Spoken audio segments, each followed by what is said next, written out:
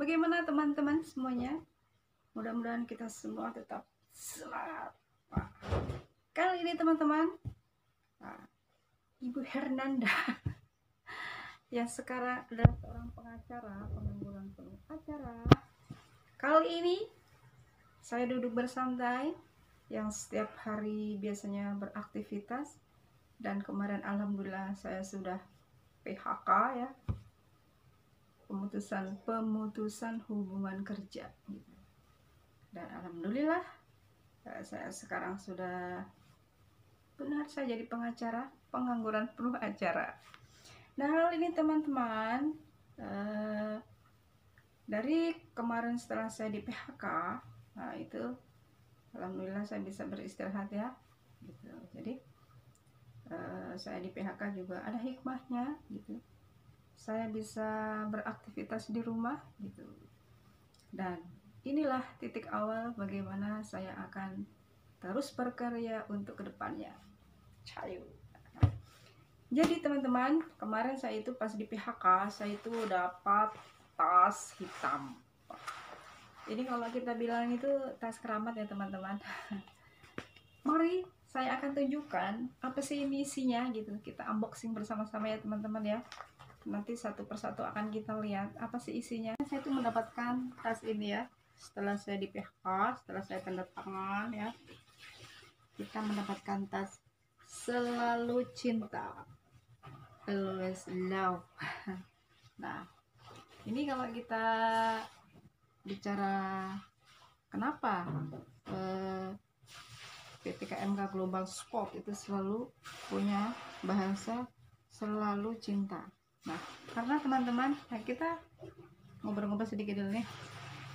Karena presiden direktur yang mempunyai perusahaan tersebut itu ngefans sekali dengan band Kotak, yaitu Mbak Tantri Kotak. Dan Selalu Cinta ini adalah judul dari salah satu album atau apa itu namanya, lagu ya, dari band Kotak tersebut. Nah, jadi beliau itu yang mempunyai pabrik tersebut itu dia ngefans sekali dengan Mbak Tantri Kotak itu ya, band Kotak. Nah, ini Selalu Cinta. Dan Bapak Mr. C. Kasong tersebut itu sudah membuat pabrik baru di Jawa Tengah. Itu namanya itu cabang dari yang kemarin saya bekerja ya teman-teman, itu namanya PT Selalu Cinta Indonesia gitu. Jadi alhamdulillah beliau itu sangat cinta sekali ya dengan Indonesia, makanya Selalu Cinta Indonesia gitu. Nah ini coba mari kita buka, kita lihat isinya apa ya. Bismillahirrahmanirrahim. Tara, ternyata ini berkas dan isinya dalamnya kosong. Saya taruh dulu. Nah, saya mempunyai 2 amplop. Saya dapat 2 amplop. Ada kertas lagi, ada kertas lagi. Kita bahas satu-satu teman-teman, kita buka. Yang pertama, amplop yang pertama kita buka.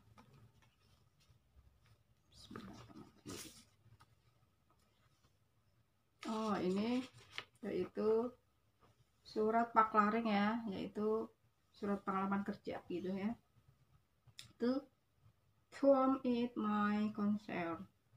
Nah, ini bukti bahwa selama ini saya bekerja dan saya mendapatkan paklaring atau surat pengalaman kerja. Nah, bisa lihat. Nah,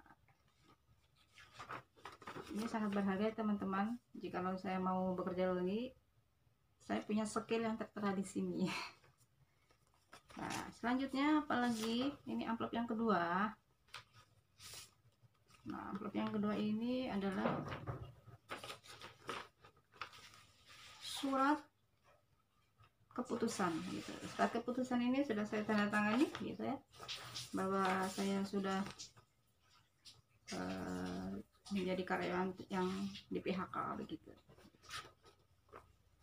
Terus lagi ada ini alamat ya. Nah, yang karena saya bekerja kemarin kan itu kerjasama dengan BPJS Kesehatan. Nah, jikalau nanti saya akan meneruskan, ini ada alamatnya. Yang ketiga yaitu dapat kertas seperti ini, yaitu ini adalah kemudahan layanan administrasi untuk BPJS Kesehatan. Nah, jadi kita ini dipermudah ya teman-teman. Nah, setelah kita PHK gitu, kita itu dikasih kemudahan gitu ya. Jadi kemarin waktu saya bekerja itu kan, saya itu ada yang namanya punya kartu BPJS Kesehatan gitu ya. Yang kalau misalnya kita berobat di luar dari klinik perusahaan, itu kan kita bisa gratis ya dengan BPJS Kesehatan. Nah, karena saya di PHK atau sudah tidak di perusahaan itu lagi, jadi untuk BPJS saya yang di perusahaan itu kan nanti sudah mati gitu. Nah, nanti saya bisa teruskan sebagai BPJS Mandiri ya. Nah, saya bisa ngurusnya, itu udah ada alamatnya di sini. Semua karyawan yang ter-PHK itu pasti akan mendapatkan seperti ini. Ini untuk mempermudah kita untuk mengurus lagi BPJS kita yang secara mandiri itu. Selanjutnya ini apa? Ini adalah kertas JKP. Apa itu JKP teman-teman? Jadi JKP itu adalah jaminan kehilangan pekerjaan gitu. Nah, jadi dari pihak Jamsostek ya, atau BPJS atau Badan Ketenagakerjaan itu mempermudah kita, memberikan kemudahan untuk kita yang sudah karyawan-karyawati yang sudah ter-PHK itu mendapatkan JKP, yaitu jaminan kehilangan pekerjaan. Nah, jadi di sini di kertas ini itu ada step-stepnya gitu ya. Ada step-stepnya gitu ya. Jadi kalau nanti saya urus ini, nah jadi JKP ini itu adalah jaminan kehilangan pekerjaan yang bisa kita urus gitu ya. Nah, kalau kita urus, kita bisa mendapatkan dana kayak semacam BLT gitu teman-teman. Jadi 6 bulan itu kita akan mendapatkan bantuan gitu ya dari BPJS Ketenagakerjaan itu. Nah, ini bisa ya teman-teman diurus kalau yang teman-teman semua yang sudah ter-PHK seperti saya, nanti kita bisa urus gitu ya. Nah, jadi di sini ada banyak ya, ada pengertian JPK, tujuan JPK, penyelenggara program JPK, manfaat JPK, ketentuan pengajuan manfaat JKP. JKP teman-teman, tadi saya ngomongnya JPK ya, salah, maaf, JKP, jaminan kehilangan pekerjaan gitu ya. Ada tuh nih, ada tell me ya Allah. Nah, jadi ini ya teman-teman, lumayan nih, ada panduan nih setelah kita keluar kerja, kita punya JKP ya, jaminan kehilangan pekerjaan yang bisa kita urus untuk mempermudah jika kita mau mendapatkan pekerjaan lebih mudah. Di sini udah ada step-stepnya ya, kita bisa tinggal kita ikuti saja. Nah, selanjutnya pena yang biasa saya buat kerja nih teman-teman. Nah, sudah nih, udah selesai unboxing kita. Jadi tas yang kemarin saya dapatkan setelah saya di PHK itu ya, ini isinya gitu ya. Dan alhamdulillah teman-teman, jadi perusahaan itu tuh sangat memperhatikan kesejahteraan karyawannya ya. Berapa tahun saya kerja di situ, jadi total saya kerja di pabrik ini 13 tahun gitu ya. Jadi kalau saya kerja di Tangerang itu emang sudah 26 tahun gitu ya. Tapi untuk terakhir saya kerja di PT KMK Global Sport yang kemarin itu saya 13 tahun gitu ya. Dan alhamdulillah saya mendapatkan hak saya gitu ya, sebagai karyawan ter-PHK gitu ya.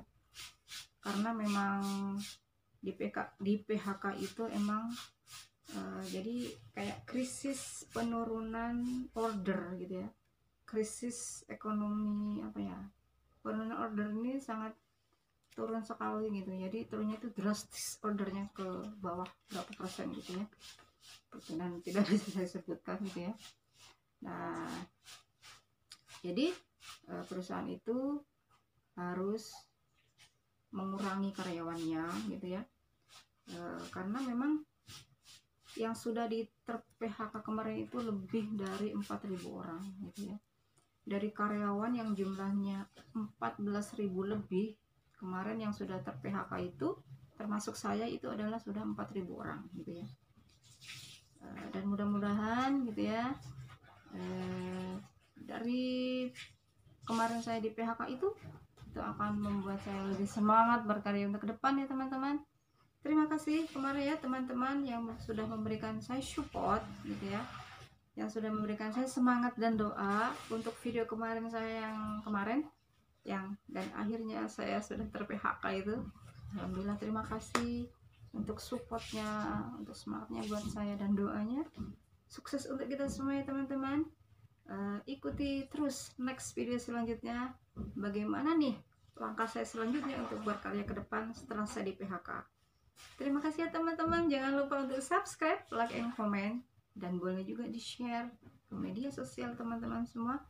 Ini loh seorang korban PHK gitu ya teman-teman, tetap fight, tetap semangat.